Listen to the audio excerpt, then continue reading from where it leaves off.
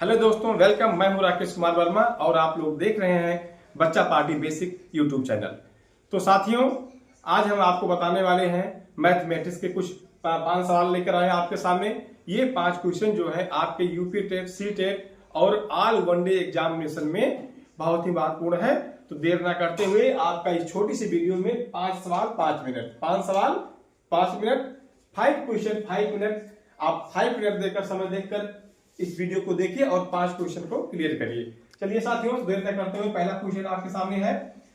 पहला क्वेश्चन है, एक परीक्षा में एक उम्मीदवार को एक संख्या का 5/14 ज्ञात करने को कहा गया।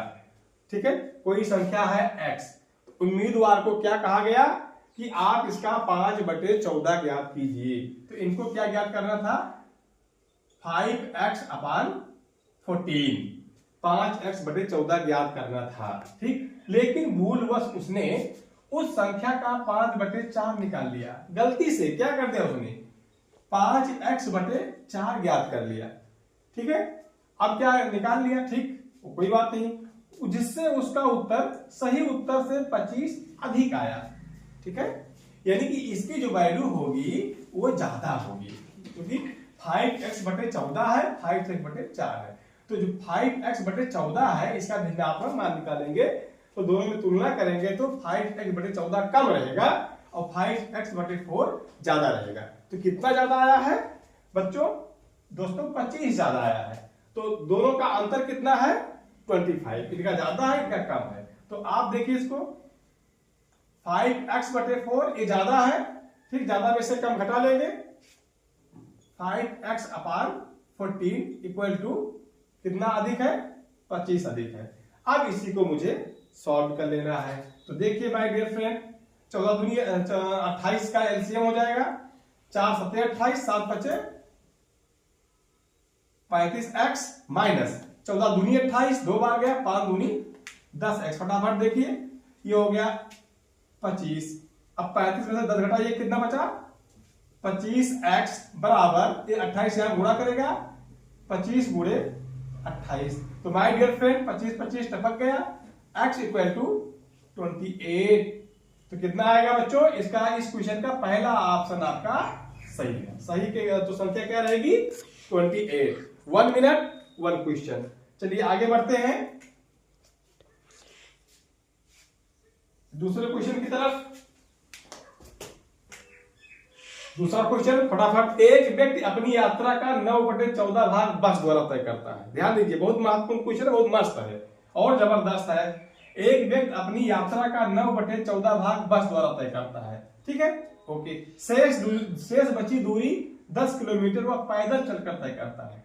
कुल यात्रा की लंबाई बताइए। हम मानते हैं कुल यात्रा की लंबाई x है। अब अपनी यात्रा 9/14 भाग बस द्वारा तय करता है, यानी x का 9/14 भाग, यानी कि 9x/14 भाग वो किससे तय करता है? बस से तय करता है। ठीक है, किससे करता है? बस से। शेष बची यात्रा, कितना यात्रा बची है? 9/14। तो कितना बचेगा बच्चों? 9 5 14। तो शेष कितना बची है? तो ये हो जाएगा 5x/14। ठीक है, शेष बची दूरी निकालेंगे, इसको x माइनस 9x/14 करेंगे तो आ जाएगा 5x/14। ठीक, अब ये शेष जो दूरी है ये 10 किलोमीटर को पैदल चल रहा है, यानी कि ये दूरी जो बचेगी ये होगी आपकी 10 किलोमीटर। ठीक है, तो x की वैल्यू ये निकालना है। तो x बराबर 10 गुणे 14/5। तो 5 का नाम 5, 5 दूनी 10, 14 दूनी 28 किलोमीटर। x बराबर कितना आ गया माय डियर फ्रेंड? 28 किलोमीटर। यानी कि इस क्वेश्चन का आपका पहला ऑप्शन इस क्वेश्चन का भी सही है, 28 किलोमीटर। ठीक है, आगे बढ़ते हैं तीसरे क्वेश्चन की तरफ फटाफट। ओनली 5 मिनट 5 क्वेश्चन और 5 जगहों से उठाया गया है। यह प्रश्न आपके यूपी टेट के प्रश्न पत्र से जो विगत वर्षों में पूछे गए हैं वहां से प्रश्न लिए गए हैं। देखिए तीसरा क्वेश्चन क्या है माय डियर फ्रेंड? 12 संतरों का लागत मूल्य 10 संतरों के विक्रय मूल्य के बराबर। बहुत इस तरह के क्वेश्चन बहुत पूछे जा रहे हैं। 12 संतरों का लागत मूल्य 10 संतरों के विक्रय मूल्य के बराबर है। ठीक है, तो प्रतिशत लाभ बताइए। अब हमें क्या देखना है कि 12 संतरा, ठीक है, 12 संतरा का लागत मूल्य 10 संतरों के विक्रय मूल्य के बराबर है। तो हम ये मान लेते हैं कि 12 संतरा, मान लीजिए 10 रुपए, हम कल्पना करते हैं, मान लेते हैं 10 रुपए प्रति संतरा खरीदा गया, एकदम सिंपल सा बात। तो 10 इस 12 संतरों का लागत कितना आ गया? 120 रुपया। अगर 10 रुपए संतरे के हिसाब से देखा जाए 120 रुपया।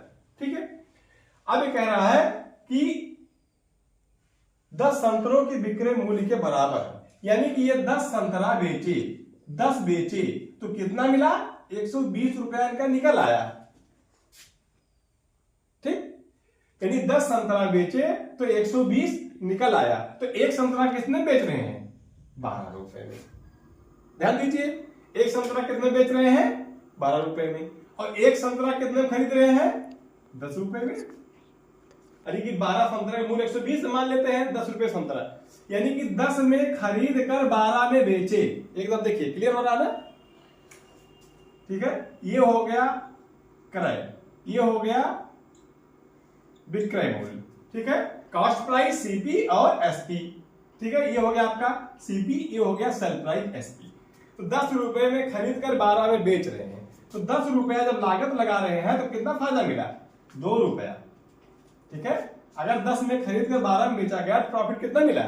2 रुपया। अब बताइए, परसेंटेज जब निकाला जाता है तो 100 रुपए में लागत लगाएंगे तो 10 धामा 100 और 2 धामा 20।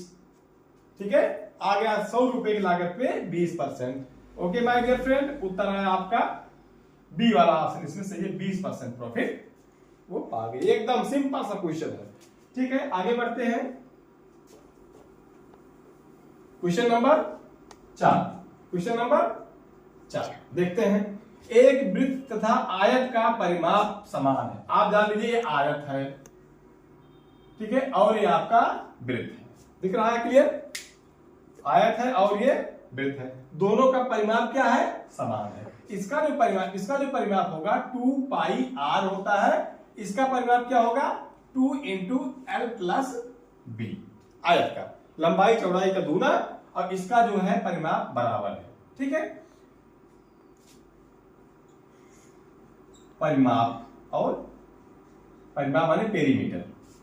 ठीक, इसकी हम इसको बोल सकते हैं वृत्त के रूप में परिधि। क्या बोल सकते हैं? सर्कम। ठीक, ओके। अब देखिए फिर क्या कह रहा है?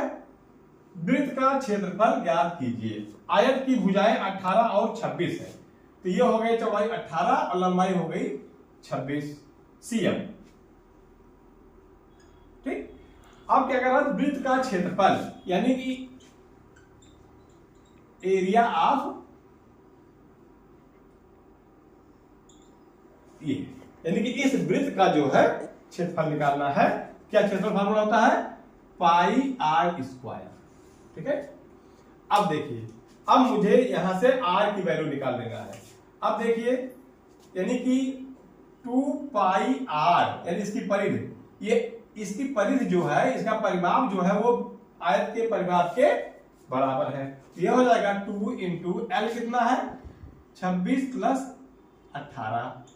तो 8 6 14 के 4 हासिल बचा 1 और 2 1 3 हासिल 1 4, 44 गुणे 2 88 आ गया।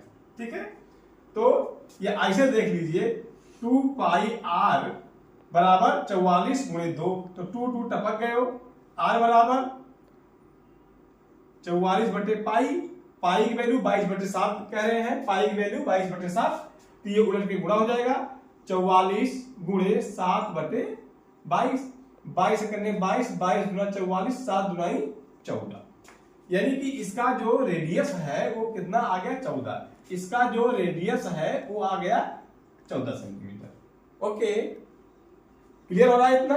यानी इस वृत्त का रेडियस आ गया 14। अब मुझे क्या ज्ञात करना है? इस वृत्त का जिसका रेडियस 14 है, ये वृत्त जिसका रेडियस 14 है, रेडियस 14 है सेंटीमीटर। इसका मुझे एरिया निकालना है, क्षेत्रफल निकालना है।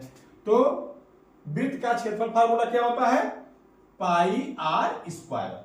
अब इसी में हम एरिया, इसे अब हम 14 की वैल्यू रख देते हैं। तो पाई का मान कितना है 22/7, 22/7 गुणे 14 गुणे 14, 7 दूनी 14, 14 दूनी 28 गुणे 22। ओके, तुरंत गुणा कर लो,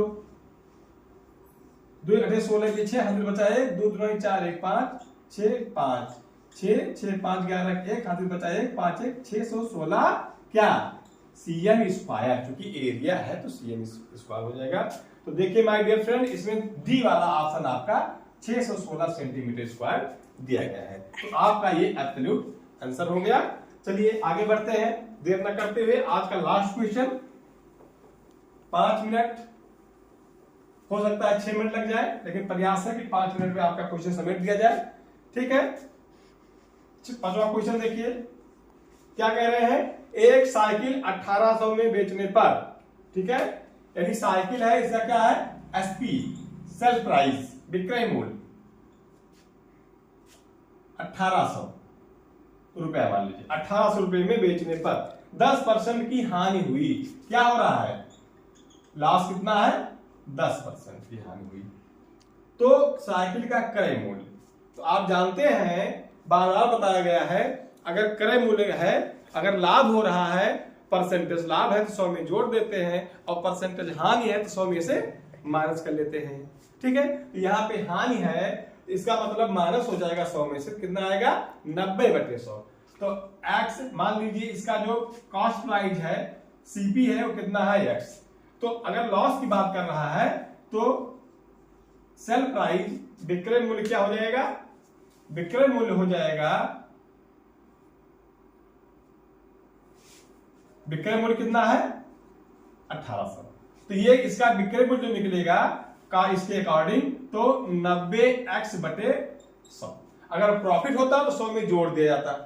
ठीक, अब देखिए तो x बराबर 1800 गुणे 100/90। ओके, एक शून्य यहां, एक शून्य टपक गया, 9 का 9, 9 दूनी 18 20, 0 का 20 और 20 गुणे 100, x बराबर 20 × 100 इक्वल टू 2000। इसमें आंसर नहीं दिया गया, आंसर आपका आया बच्चों 2000। 2000 में खरीद कर 1800 में बेच रहे हैं, 200 रुपए का इन्हें लॉस हो रहा है। तो 200 रुपए का लॉस अगर हम इसमें निकालेंगे तो आएगा 10%।